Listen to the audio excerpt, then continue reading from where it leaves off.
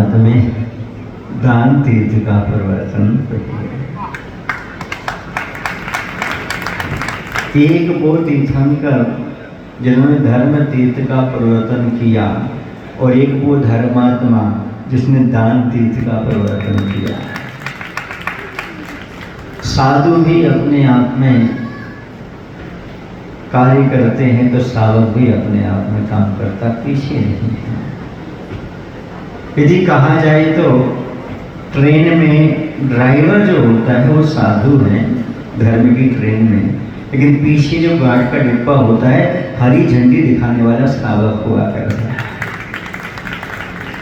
Driver गाड़ी तब आगे पीछे करता है तब पीछे से हरी झंडी होती है। यानी सावक का भी धर्म की ट्रेन को चलाने में बहुत सहयोग होता है, बहुत कार्य करता है। दान तीर्थ का प्रवर्तन करने वाला वह सावक ही है। ठीक है, धर्म तीर्थ का प्रवर्तन भगवान करते हैं तो सावक भी कुछ ना कुछ तो करता ही है।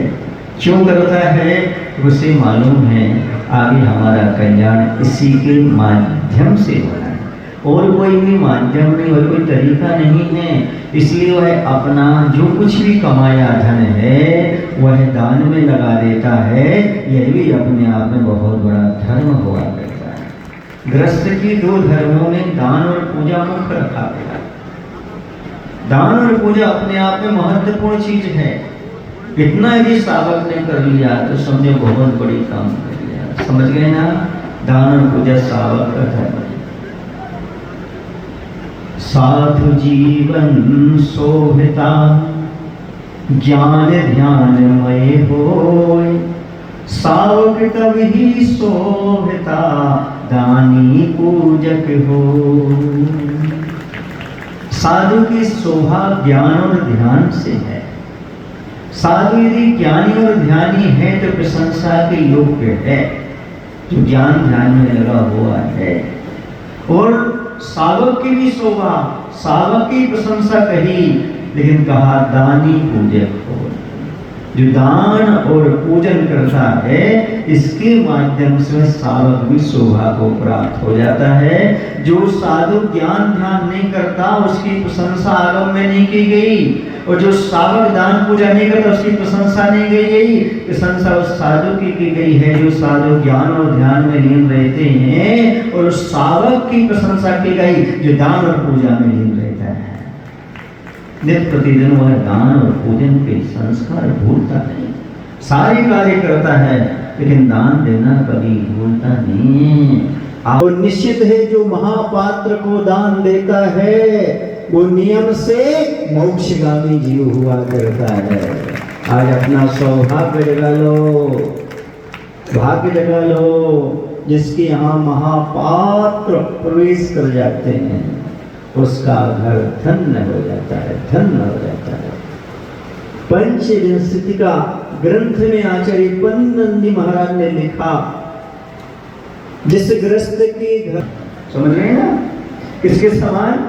सुनसान कह लो, मरघट कह लो, और आपकी भाषा में आज वर्तमान मुक्ति धाम कह लो, समझ गए ना, उसके समान होता है। समझ गए? मैंने सोचा ऐसा क्यों कह दिया, घर को मरघट क्यों कह दिया, तो आप भी चिंतन करो। आदमी कहाँ मरता है? कहाँ मरता है? घर में। मरघट में तो जलता है, समझिए ना, वो जलघट है। मरघट कहाँ है? आपके घर में है। अर्थात जहाँ पर व्यक्ति मरे सो मरघट है। कब तक है वो मरघट? जब तक रत्नत्रय वाले साधु के चरण नहीं पड़ते। आप लोग किसी का मरण होता है, साफ सफाई करके धुलाई करके शुद्धि मान लेते हो, पर आचार्य की जब शुद्धि नहीं हुई है, जब रत्नत्रय धारी के चरण तुम्हारे घर में पड़ेंगे उस दिन आपकी घर की शुद्धि हो जाएगी। जब तक रत्नत्रय धारी के चरण नहीं पड़ते उस घर के लिए आप अभी मरघट ही मान करके चलो। बहुत सारे घर ऐसे होंगे जिसमें अभी साधु के चरण नहीं पड़े होंगे, तो आप कहाँ रह रहे हो? घर में कि मरघट में? अब मरघट को घर बनाने का प्रयास करो। ऐसा कुछ साधन जुटाओ जिसके माध्यम से आपको मरघट नहीं बल्कि घर बन जाए, और जिस घर में आप रहो उसमें भूत उत्पन्न ना हो तो कोई सम्यक दृष्टि आत्मा हो जो अपना कल्याण कर सके। अब प्रश्न उठता है यहाँ पर कि दान कहते किसे, दान क्या चीज है। आज के लोगों को समझने की बहुत आवश्यकता है, दान किसे कहते हैं। तो आचार्य उमास्वामी महाराज ने तत्व सूत्र में बहुत अच्छा लिखा, अनुग्रहार्थम शस्याति सर्वो दाना।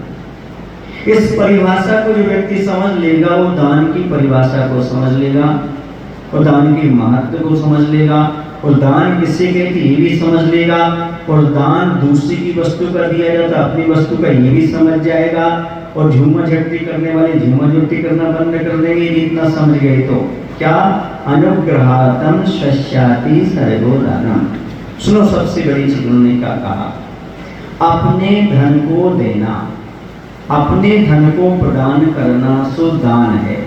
किस उद्देश्य से, अनुग्रहार्थम शस्याति, अनुग्रह के लिए, कार्य के लिए अपनी वस्तु को प्रदान करना, अपने धन को प्रदान करना सो दान कहलाता है। किसके लिए, उपकार के लिए। किसके उपकार के लिए, स्वयं के और दूसरे के उपकार के लिए। दान किसे कहते हैं, जिसमें स्वयं का उपकार हो और सामने वाले का उपकार हो। लेकिन क्या चीज, स्वयं की वस्तु को प्रदान करना कहा गया है, ध्यान रखना। स्वयं की वस्तु, दूसरी की वस्तु उठा करके देने को दान नहीं कहा है, अपनी स्वयं की वस्तु को देना दान कहा जाता है। जो आप लोग चौकी में आगे आगे आकर करते हो ना, अपनी वस्तु होती नहीं है, दूसरे की चौकी में जाकर के अपनी वस्तु जबरदस्ती देना चाहिए तो उसे दान नहीं कहा, उससे पुण्य नहीं बढ़ता, ध्यान रखना, उससे व्यवस्था और बिगड़ती है। इसलिए स्वयं की वस्तु का दान देने को कहा गया है। बजाना तो अच्छे से बजाओ, मना थोड़ी कर रहे हैं, टिकट बोलना तो अच्छी चीज की।